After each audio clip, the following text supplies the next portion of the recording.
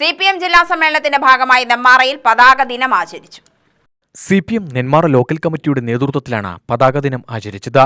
Local committee ഓഫീസിൽ പതാക ഉയർത്തിക്കൊണ്ട് area committee secretary K Preman ഉദ്ഘാടനം ചെയ്തു.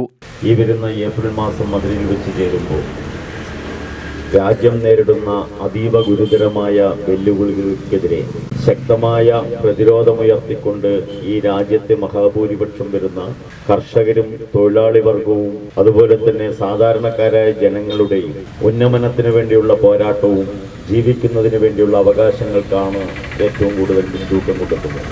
വ്യക്തമായ രാഷ്ട്രീയ ധാരണയോടുകൂടിയുള്ള ദിശാബോധം ഇന്ത്യയിലെ ജനങ്ങൾക്ക് പകർന്നു നൽകി ശരിയായ നിലപാടെടുത്ത് മുന്നോട്ട് പോകുന്ന ഈ പ്രസ്ഥാനത്തിന് കരുത്തു പകർന്നത് ഈ പ്രസ്ഥാനത്തിന്റെ പൂർവികരായ നേതാക്കന്മാർ സഖാക്കൾ EMSഉം AKGയും കൃഷ്ണപിള്ളയും ഉൾപ്പെടെയുള്ള കേരളത്തിലെ നേതാക്കന്മാരും ഇന്ത്യ രാജ്യത്തെ നിരവധിയായ സഖാക്കൾ അവരുടെ ത്യാഗസുരഭിലമായ ജീവിതം കൊണ്ട് സമ്മാനിച്ച വഴിത്താരകളിലൂടെയാണ് നമ്മൾ സഞ്ചരിക്കുന്നതെന്ന് നമുക്കറിയാം.